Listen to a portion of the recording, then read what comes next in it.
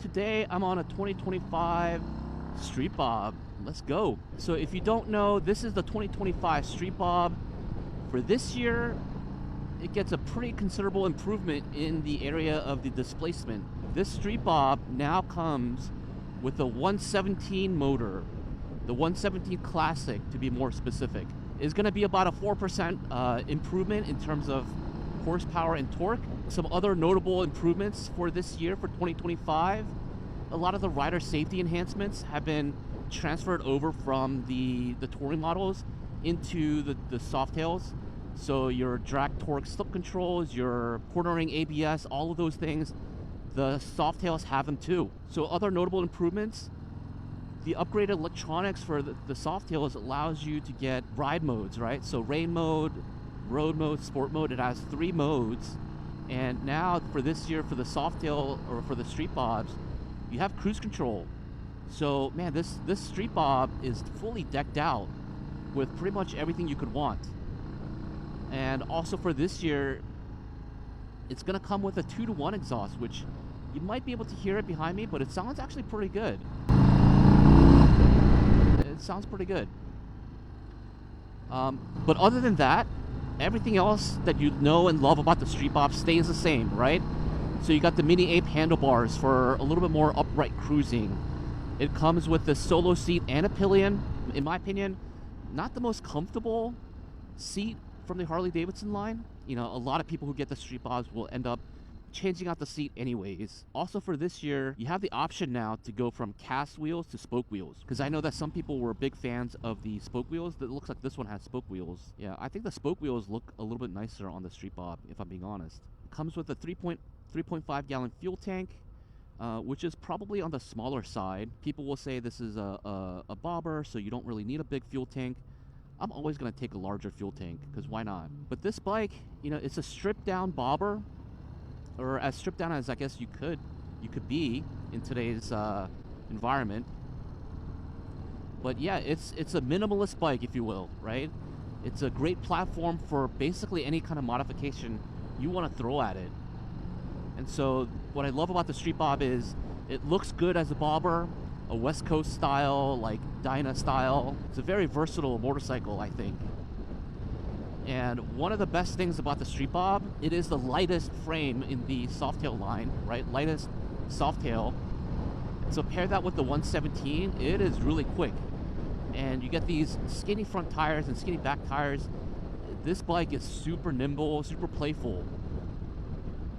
And it pairs that with these mid controls, which allows you to kind of like hug the tank, control the bike a little bit more. This is a bike that can get, you know, that you can be really aggressive with. I do think that the mids on the Street Bob just are slightly uncomfortable, because I feel like it's really coming up against my stomach and my chest. But you know, that can be switched, that can be changed with a new seat, obviously. So the riding position, you know, out of the box is a little bit awkward for my taste. But again, Harley Davidson makes it so easy to change out anything that you want.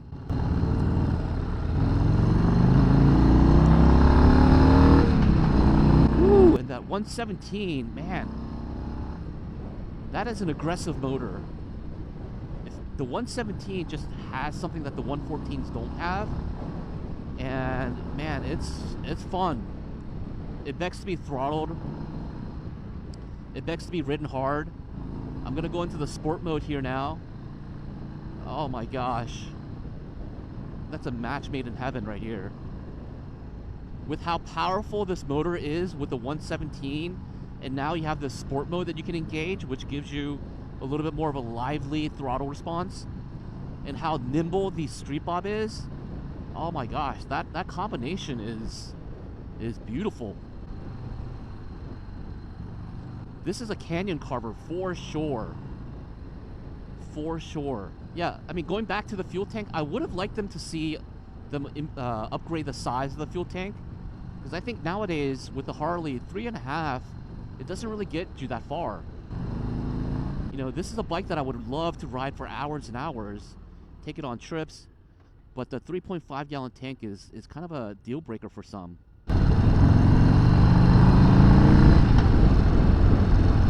Man, all in all, this is a home run. I think the addition of the 117 on the Street Bob was fantastic.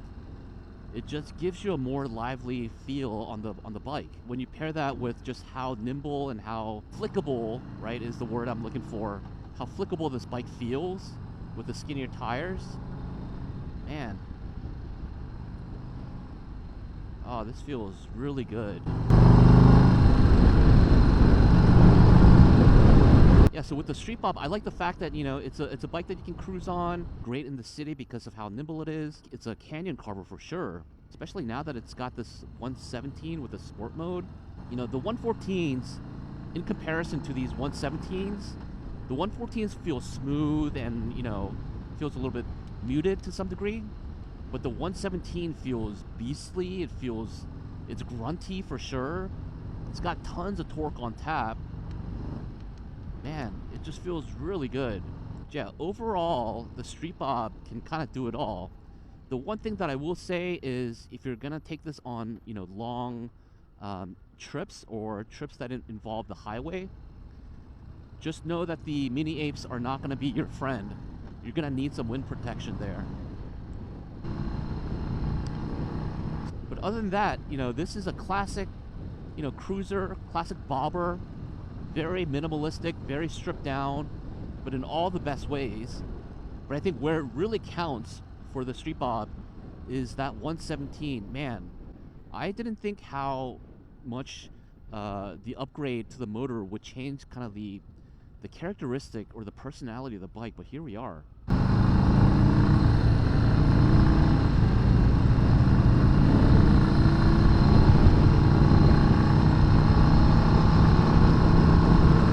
So to be honest with you guys, I've demoed previous year models of the Street Bob, and I wasn't like overly impressed. It's a good bike for what it is, but with the 117 motor, I think this kind of gives the Street Bob a new life.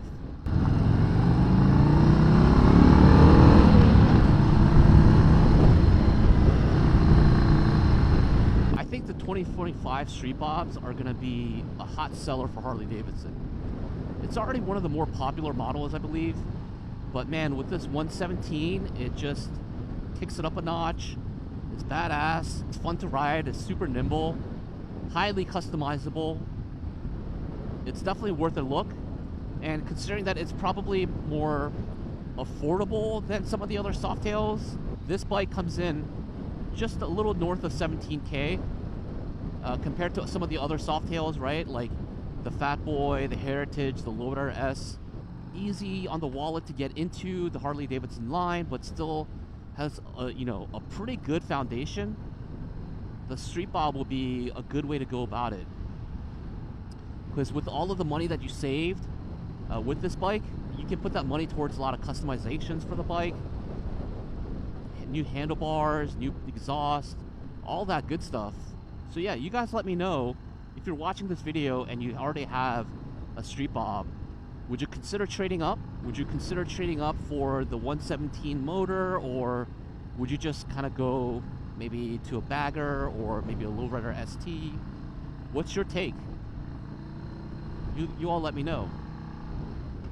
But either way, the 117, the Street Bob, man, there's a lot to like. I will also say I do kind of like the fact that they moved away from the little digital gauge here, and now you have this single gauge cluster, which, you know, to me, I like it. It's very readable and still has a very minimalistic look. I've demoed Harleys for a few years now, and you know, I will admit the last couple of years with the Softails, you know, it was kind of boring because there weren't a whole lot of changes.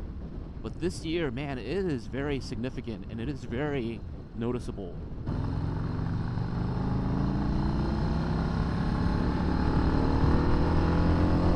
Oh, yeah.